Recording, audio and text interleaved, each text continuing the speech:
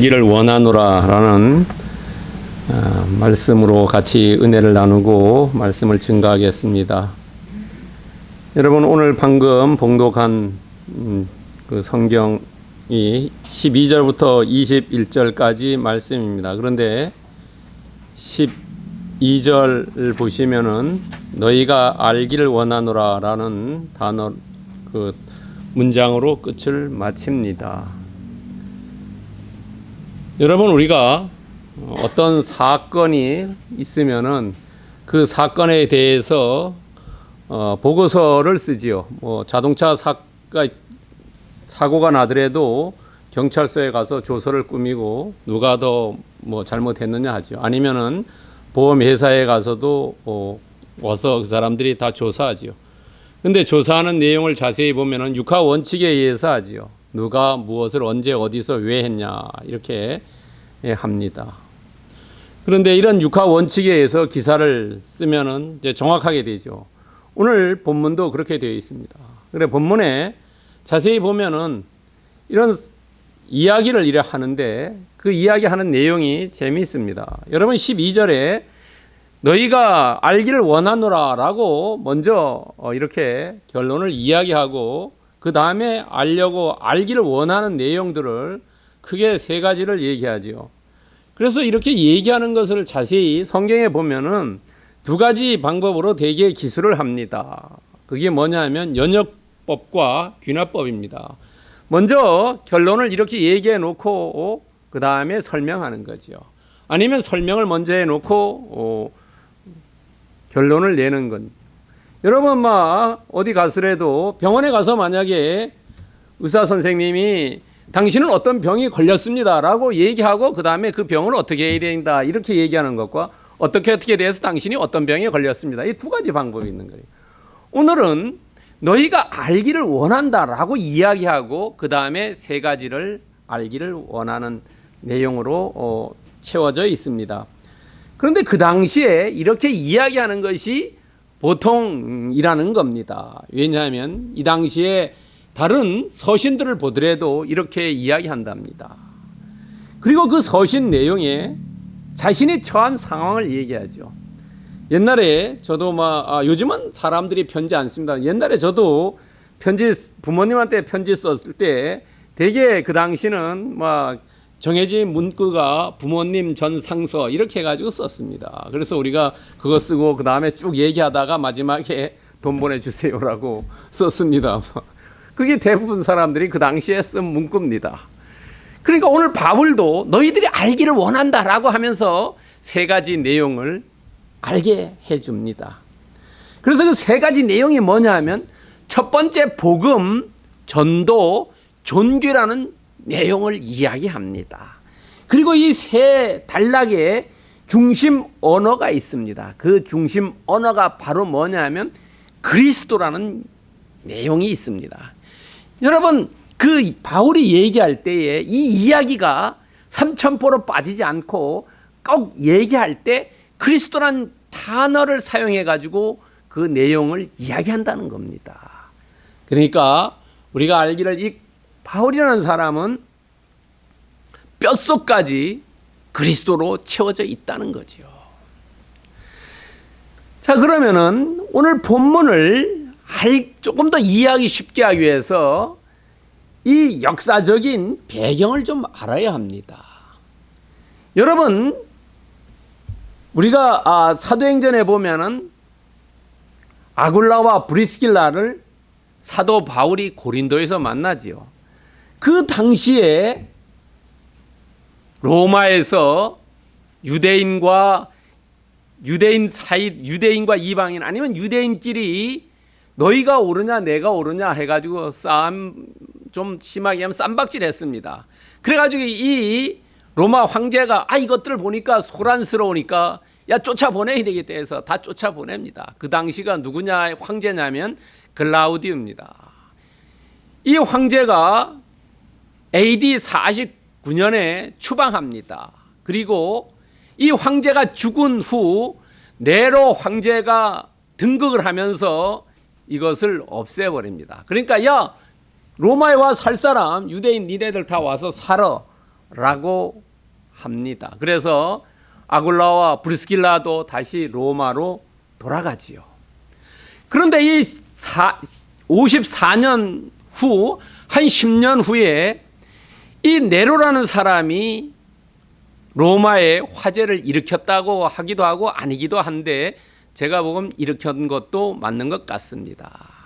왜냐하면 이 네로라는 사람은 상당히 좀 아주 권력에 대해서 집착을 했다고 할까요?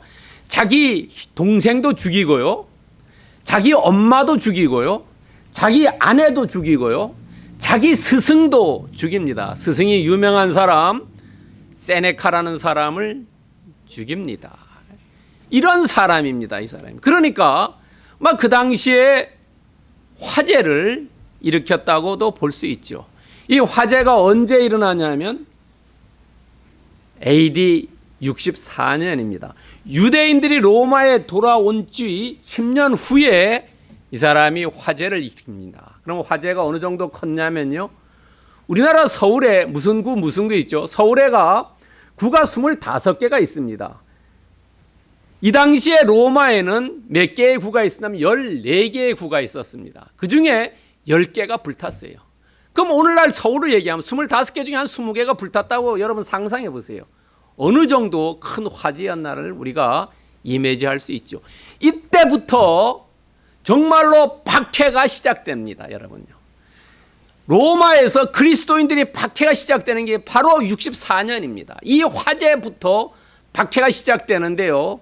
언제까지 되냐면 콘스탄티누스 황제가 AD 313년경에 기독교를 공인할 때까지 약 249년, 250년간 이 기독교인 박해가 시작됩니다. 그래서 사람들이 지하 카타콤 땅굴에 가서 살고요. 정말로 박해할 때 사람을 동물에게 주고 또 야간에 가로등처럼 사람을 매달아서 불태워 죽이기도 했습니다. 말로 형용할 수 없을 정도로 했습니다. 그런데 이 313년 후에 한 7, 80년 후에 로마의 종교가 기독교로 국교로 바뀌어집니다. 여러분, 이렇게 핍박이 있었어요. 그런데 이 바울은 로마에 지금 붙잡혀 가서 로마에서 편지를 쓰고 있어요. 로마에 몇 년도 갔냐면 AD 60년에 갔습니다. 60년에 가서 68년까지 있었다는 사람도 있고 65년까지 있었다는 사람도 있습니다. 오늘 바울의 매임이라는 것은 감옥에 있다는 겁니다. 자기 자유의 몸이 아닙니다. 이 68년에 순교하는 겁니다. 그러니까 네로 황제가 54년부터 68년 이 사람이 죽을 때 아마 바울을 먼저 순교시키고 본인이 죽었지 않냐는 생각도 듭니다. 어느 것이 선훈지는 잘 모르겠습니다.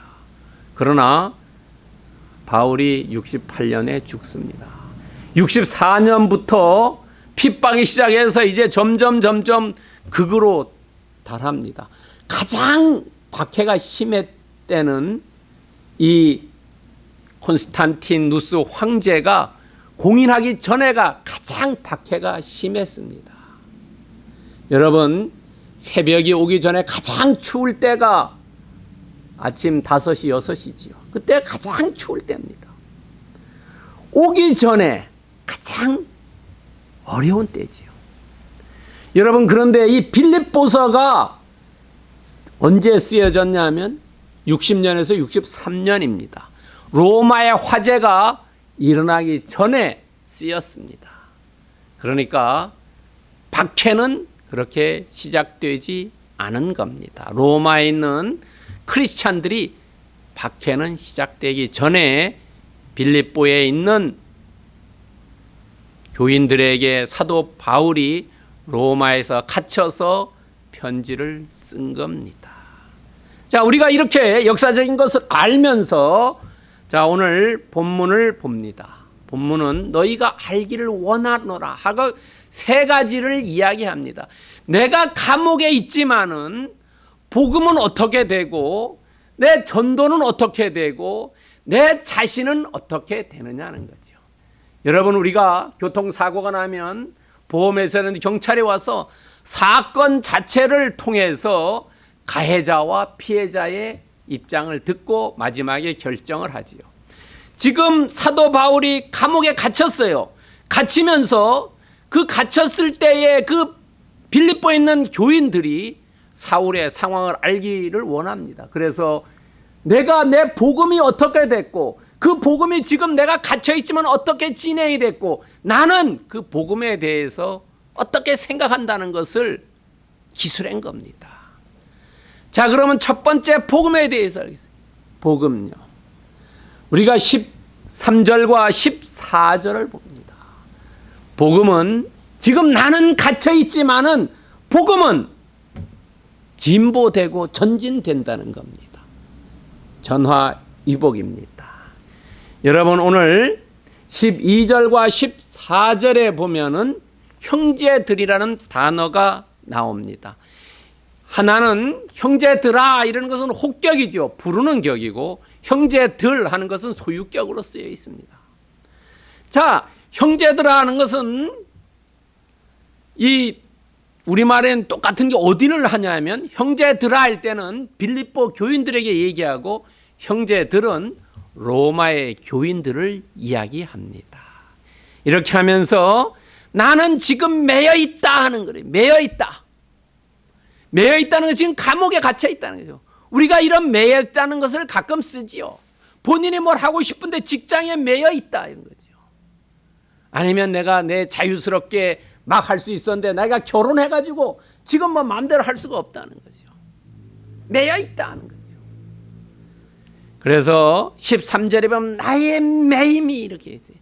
그리고 모든 시위대 안, 이 시위대라는 것은 여러분 우리가 데모하는 그런 사람들을 얘기하지 않고요. 로마 황제를 경호하는 경호대 아니면 친위대 이런 사람을 이야기합니다. 그 당시에 약 9천 명이 있었다고 합니다. 그리고 이 시위대는 사도 바울을 지키는 겁니다. 도망 못 가게. 그런데 그 당시에 우리나라는 위리안치라 그러죠. 여러분 저기 김정희가 제주도 유배 왔을 때 가보면은 거기에 이렇게 가시나무로 이렇게 했죠. 도망 못 가게. 위리안치요. 그리고 밖에서 지키죠. 근데 이 당시에 로마에서는 죄인하고 그 수비대하고 같이 수갑을 차고 같이 있었다는 거예요. 여러분 미국의 대통령이 이렇게 해외 순방 가면 거기에 한 군인이 군복을 입고 가방을 여기에 손목에 달고 다니죠. 그게 핵가방입니다.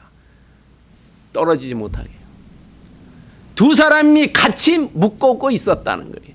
그러니까 그 묶음을 통해서 복음을 전달했다는 거죠. 근데 이 사도 바울이 편지에 뭐라고 지금 오늘 얘기하냐면요. 14절에 보면은 주 안에서요. 그리스도 안에서 이렇게 하죠. 13절에 보면 그리스도 안에서 이게 무슨 말이냐면 내가 그리스도로 말미암아 이런 얘기를 해요. 그리스도 말미암아 그리스도 안에서라면 잘 이해가 안 가죠.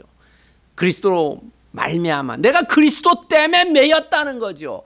내가 다른 일 때문에 매인 잡범이 아니라 나는 정말로 그리스도 때문에 한 정치범이라는 거죠. 알기 쉽게 얘기하면 내가 어디 뭐 도둑질한 것도 아니고 사람 죽인 것도 아니고 단지 그리스도 때문에 내가 매여 있다는 거죠. 그거를 그 당시에 나를 감시했던 시위대, 그 경호대, 친위대 이런 사람들이 모두 알게 됐다는 겁니다. 모든 사람들이 알게 되었다. 그러니까 그 사람들이 알게 되어가지고 신뢰했다는 거예요. 그리스도 신뢰하고 겁 없이 더욱 담대하게 같은 의미래요. 이 사람들이 다수가 전하게 되었다는 겁니다. 여러분, 전한다는 것은 헬라어로는요, 랄레오입니다. 랄레오. 랄레오인데 이것은 전한다는 게 아니라 말한다는 거예요, 실은. 매여 있는 사람들에게 사도 바울이 그 사람에게 얘기하니까 이 사람들이 자기들끼리 이 복음을 나눴다는 겁니다. 자기들끼리 이야기했다는 거예요. 그러니까 로마의 복음이 사도 바울을 통해서, 감옥을 통해서, 거기에 있는 시위대 9,000명, 거기에 있는 황실에 있는 사람들로 말씀이 채워졌다는 거지요. 놀라운 거 아닙니까? 밑에서부터 올라가면 어려운데 위에서부터 내려왔다는 거지요. 얼뜻 보면은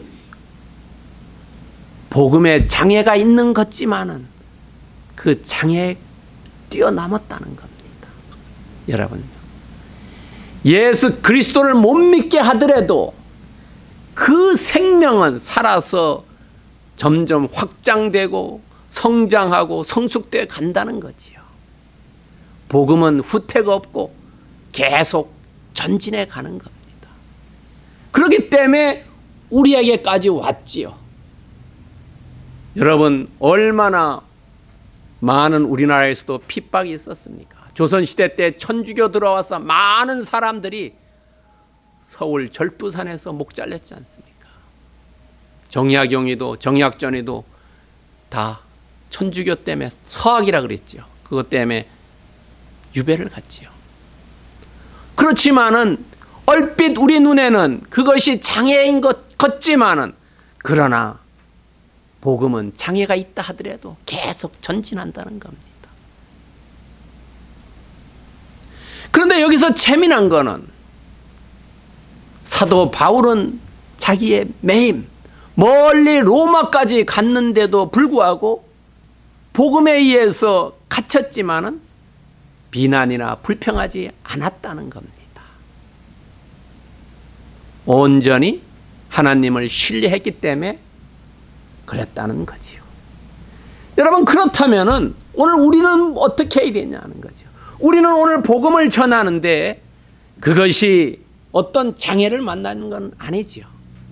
우리가 잘 아는 디모데후서 4장 2절에서 이야기하고 있어요. 때를 얻든지 못 얻든지 너는 항상 말씀 전해라는 거예요. 그 씨가 떨어져서 열매를 맺는 것은 너가 할 일이 아니라 하나님이 하는 거지요. 바울이 씨를 뿌리고 아볼로가 물렸지만 그 자라난 것은 여호와 하나님이지요. 말씀을 전해라는 거예요. 우리가 자식에게도 전해야 되고 이웃에게도 전해야 되고 삶을 통해서도 전해야 되고. 사도 바울은 고린도서 9장 16절에 이렇게 얘기합니다. 복음을 전하지 않으면 내가 화가 있을 것이다 하는 거죠. 우리나라 안중근 의사도 그런 얘기했지요. 자기가 독사하지 않으면 입에 가시가 생긴다고요. 복음에 또 아마 안중근 의사도 그분도 천주교 신자였죠. 이 말씀을 생각해서 그런 얘기를 하지 않았냐라고 우리도 추정해 볼 수 있죠. 복음을 전하지 않으면 내게 화가 있다. 우리는 이 당시에 바울을 생각하면서 그야말로 디모데후서 4장 2절에서 얘기하듯이 때가 어떤지 못 어떤지 늘 말씀을 전하는 권속들 되기를 축원드립니다. 두 번째는 전도입니다. 15절부터 18절입니다. 두 번째는 이제 사도 바울이 갇혀서 그 빌립보에 있는 교인들이 알기를 원하는데 그 사람들이 빌립보 사람들이 어떻게 생각했어요? 감옥에 갇혀 있으니까 복음이 끝났다라고 생각했는데 그렇지 않다는 것을 지금 첫 번째 이야기했어요. 두 번째는 이제 복음이 어떻게 교회 안에서 교회 밖으로 전도된 것을 이야기합니다. 두 무리가 있습니다. 두 무리가 어떤 무리가 있냐면 투기와 분쟁, 순수하지 못하게 다툼, 거칠에 이런 사건 목자가 있습니다. 두 번째는 착한 뜻, 사랑, 참으로 전하는 선한 목자가 있습니다. 사건 목자라는 것은 오늘날 좀 알기 쉽게 얘기하면 예수님 이름 팔아가지고 자기 욕심 채리는 겁니다. 여러분, 그런 분들은 많이 있습니다. 교단이 어떻고 아닙니다. 그 목사 그 분이 정말로 예수님 이름 팔아가지고 자기의 치부를, 돈을 벌고 자기의 재산을 불리고 뭐 자기의 뭐라는 종교 장사하는 사람들이 사꾼 목자입니다. 그 당시도 있었어요. 사도 바울이 감옥에 매였을 때 그 당시에 있었다는 거예요. 그러면서 이 사꾼 목자들은 사도 바울을 욕합니다. 저 봐라. 아마 제가 보기에 로마에 짝짝꿍 돼가지고 한 게 아니냐 하는 생각 들어요. 사꾼 목자들은. 그러나 선한 목자는 착한 뜻과 사랑과 참으로 전했다는 거죠. 그 사도 바울의 복음을 변증한다. 변증한다는 것은 변호한다는 거예요. 변호하고 수호한다는 겁니다. 복음 말씀을 지킨다는 거예요. 여러분, 그런데 사도 바울이 다른 서신에 보면은 이 사꾼 목자들을 조심하라고 합니다.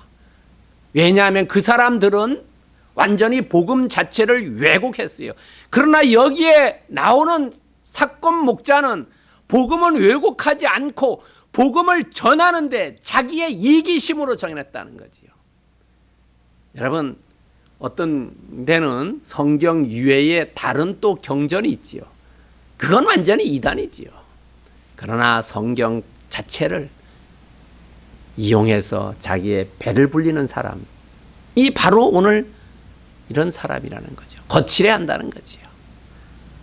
여러분, 거칠해 한다는 것이 좀 알기 쉽게 얘기하면 어디 일하러 가가지고 대충대충 하는 거지요.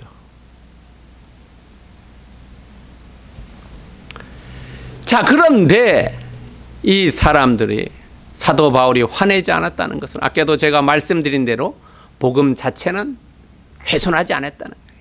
복음 자체는 그대로 두고 그것을 이용해가지고 어떻게 했다는 겁니다. 복음 자체를 부정한다든가 복음 자체를 공격한다든가 복음 자체가 잘못됐다고 얘기하지는 않는다는 거예요. 그러나 복음은 이야기하면서 자기 뱃속을 채리고 사도 바울에게 잘못됐다고 이야기합니다. 여러분요. 그러나 이때 사도 바울의 입장은 어떻겠어요? 야, 이래도 좋고 저래도 좋다. 기뻐하고 또한 기뻐하리라. 간증을 하는 겁니다. 여기 간증. 강조하는 겁니다. 여러분, 가만히 생각해 보세요. 우리가 교회 내에서도 이단이니 아니니 사입이니 정통이니 얘기 많이 합니다. 그러나 실제로 복음 자체를 왜곡하지 않는다면 서로 싸울 필요가 없는 거지요. 실제로 싸워야 될 사람은 누구냐 하면 예수 그리스도를 무시하고 멸시하고 믿지 않는 사람, 다른 사람들인데 그 사람들에게는 입 뻥끗하지 않고 내부적으로 한다는 거죠. 사도 바울은 복음 자체를 훼손하지 않으면 누구든지 내가 그 복음이 전파되는 것에 대해서, 전도되는 것에 대해서 기뻐한다는 겁니다. 기뻐한다. 그리고 나는 지금 그렇게 많이 가서 대중들을 향해서 기도도 못하고 말씀도 전파하지 못하는데 너희들이 대신 내 사명을 감당해 주니 나는 기쁘다. 나는 원래 이방의 사도로 세움 받았는데 내가 가서 전해야 되는데 지금 전하지 못하는 상태니까 너희들이 대신해 주니까 반가워요, 기뻐요 하는 거지. 그걸 두 번씩이나 현재형하고 미래형으로 강조했다는 겁니다. 기뻐하고 기뻐하리라. 얼마나 반갑습니까? 여러분도 저도 여러분이나 저나 우리가 내가 하고 싶었던 일을 다른 사람이 도와주고 딱 마음에 합한 게 되면 얼마나 기쁩니까? 기쁜 거지요.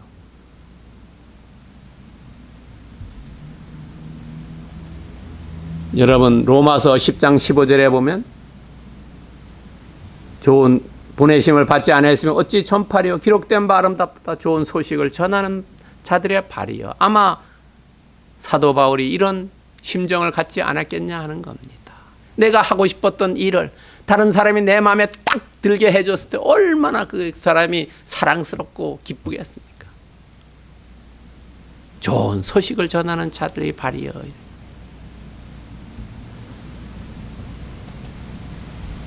사도행전 1장 8절에 보면 내 증인이 되리라 하지요.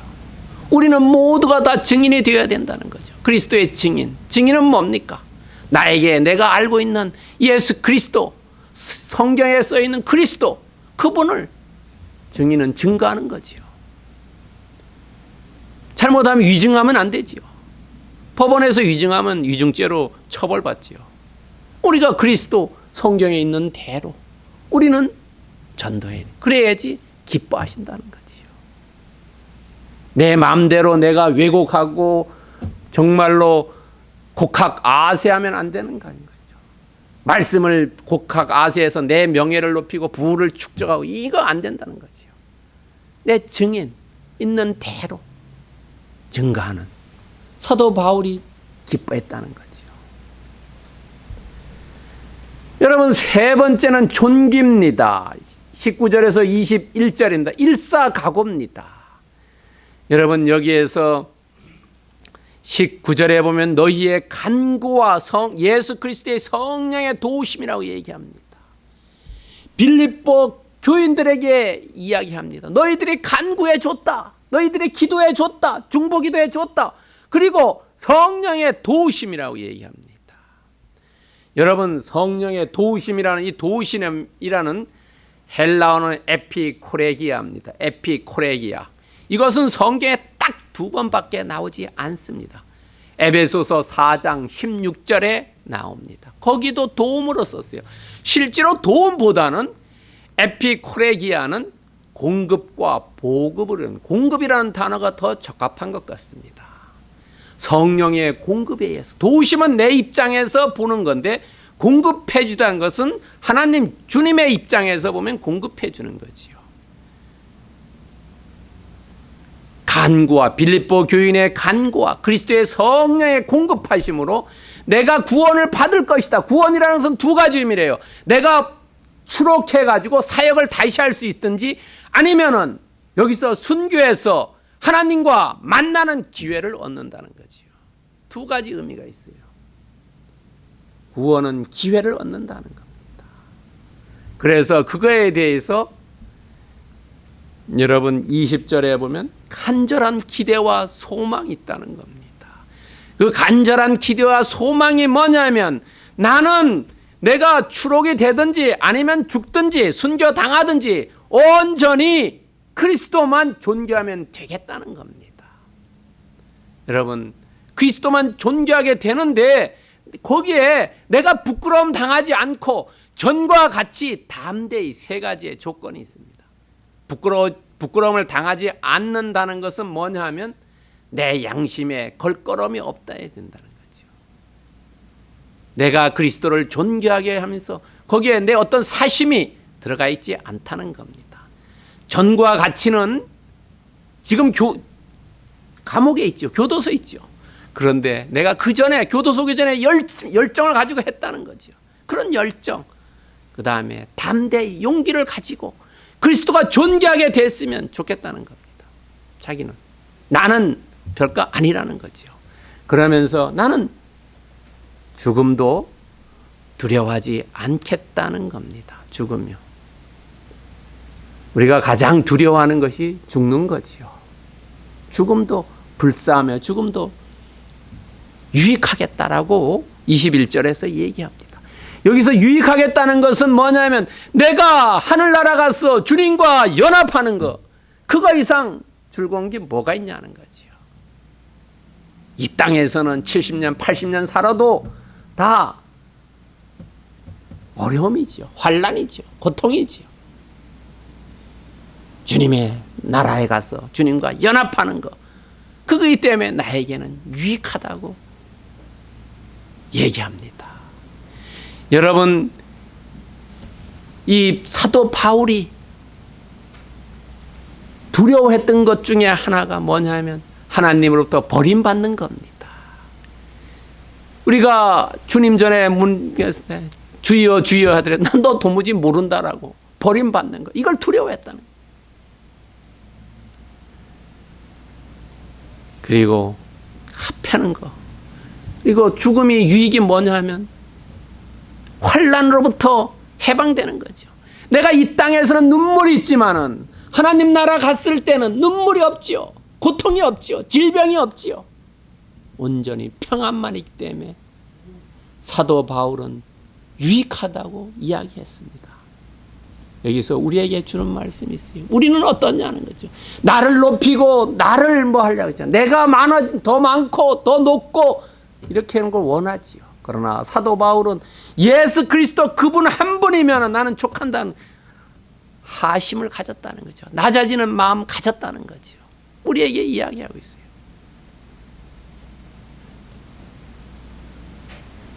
갈라디아서 22장 20절 상반절에 보면 이제 내가 사는 것은 아니요 오직 내 안에 그리스도만 산다는 거죠. 크리스찬들은 정말로 예수 그리스도 그 한 분만을 위해서 살고 그 한 분을 위해서 일해야 된다는 겁니다. 요한복음 3장 30절에 봐도 세례 요한이 얘기하지요. 그는 흥하고 나는 쇠하여야 된다는 거죠. 청출어람이지요. 청출어람이요.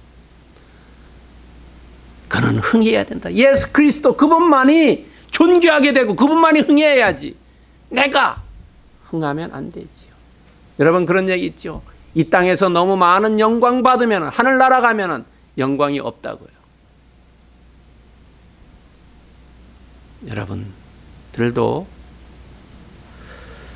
자 본문을 한번 보십시다. 본문에 보면은 정말로 이 많은 사람들이 대부분 인간의 욕심에 욕구에 맞춘 삶을 사는데 사도 바울은 오늘 본문을 통해서 보면은 그것이 아니라는 거죠.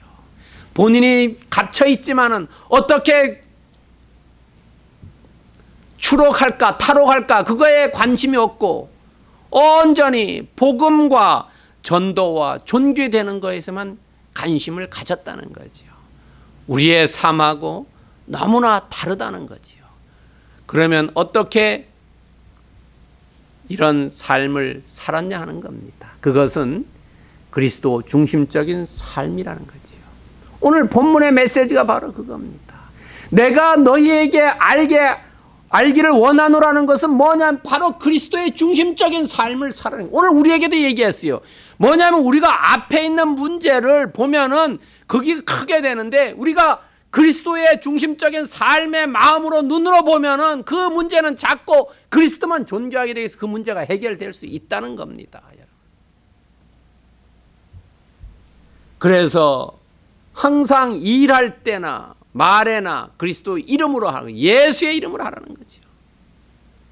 내 중심이 아니라 그리스도 중심으로 살으라는 겁니다.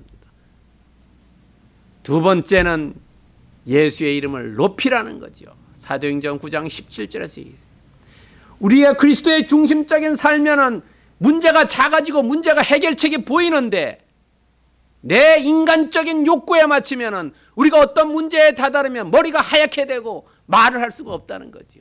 그리스도 중심적으로 하면은 어떤 일이나 말이나 예수의 이름을 하고 예수의 이름을 높인다고 생각하면 문제점이 보이고 문제점 해결할 수 있다는 거죠. 그것을 바로 빌립보 교인들이 알기를 원했다는 거죠. 여러분 사도 바울이 만약에 내가 감옥에 갇혀 있다는 거기에 매여 있다면은 모든 게 다 할 수가 없었다는 거죠. 그러나 그리스도의 중심의 삶에서 보니까 그것이 낮아졌기 때문에 문제들이 다 해결됐다는 거죠. 그러면 우리는 어떻게 우리의 삶을 살아야 되느냐 하는 거죠. 그것은 로마서 6장 13절과 로마서 12장 1절에서 얘기하는 12장 1절은 너무나 잘 아는 말씀이죠. 우리의 삶에 내가 내 중심이 아니라 그리스도 중심이면 내가 제물이 되어야 되는 거고 로마서 6장 13절에서는 내 몸을 의의 병기로 드리는 거죠. 내가 중심이 아니라는 거예요. 나는 내가 사는 게 아니라 내 안에 그리스도가 살고 그리스도만 존귀하게 하고 그리스도의 복음이 전파되고 그것을 정말로 선한 목자의 삶으로 나아가자는 거죠.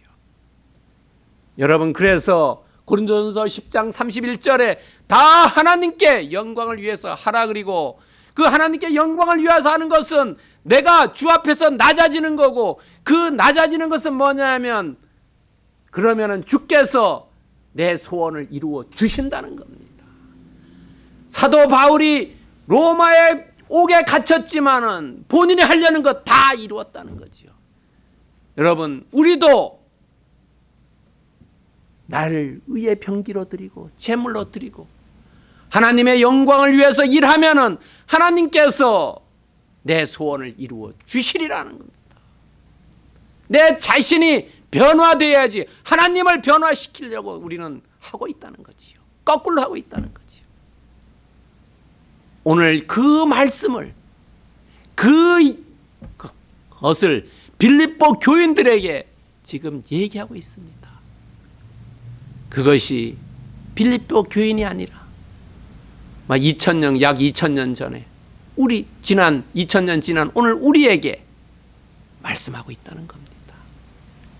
너희들이 하나님의 영광을 위해서 주 앞에서 낮아지면은 모든 것은 하나님께서 내 소원을 이루어 주신다고 말씀하십니다. 그런 소원이, 그런 삶이 여러분에게 임하기를 축원드립니다.